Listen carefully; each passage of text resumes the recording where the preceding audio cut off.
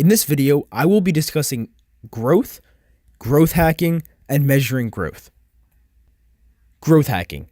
The first technique that many people use is the follow-unfollow technique. Now, many people talk about this. They really always state that it's very simple, but I'm just going to go over the main steps that you must follow to get the most efficient use out of this. Some people think it's as easy as going to a random account of someone, following them, hoping they follow you back, and unfollowing them. It is very, very simple, but it is not that simple if you want to use it effectively. So, the steps. The first step, define your target market clearly and visit other Instagram pages that are your competition in your market. For instance, if you are a clothing company, find other clothing companies that are small just like you. Don't go to a page such as Nike and H&M. Go to a small clothing company that has less than 100,000 followers that is almost as small as you are. Now, go to one of their most recent posts and then follow those who liked or commented on the post. Simply just start going down the list and following those who liked or commented on the post. Now, the reason we do this is because we do not follow everyone that is following them.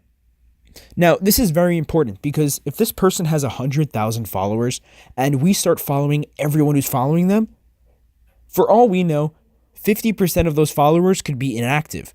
The reason that we go to their most recent post and follow those who like and comment is because we know that those are followers that if they are engaging in this account recently, they will most definitely engage on our account.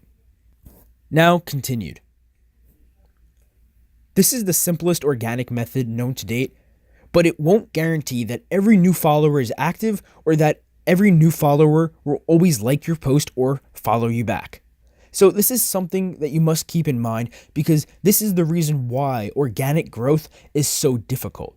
But if you do get a new follower from organic growth, you know that the chance of them engaging on your content is very, very high as opposed to followers that you gain from paying for followers or paying for advertising. Now, an additional rule to the follow-unfollow technique is simply that you follow for 2 days, wait, and then unfollow. Now, let's say you have tons of growth, but you're not sure how to measure it. You can analyze and measure your growth in two main ways.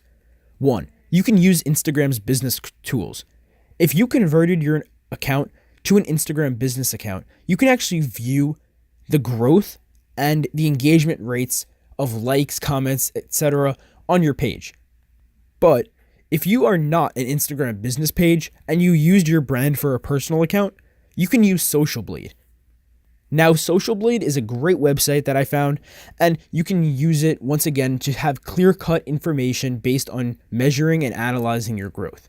Very simple to use. Now, the reason we must understand growth rate is because we can use this growth rate to see more effective posts with better content and hashtags to help you gain new followers. So essentially what we see is that if the growth rate is not going up too quickly, what this means is that maybe we need to switch up the types of posts that we have or the types of hashtags we use. And we can really analyze growth to help us experiment the most effective way to grow our account.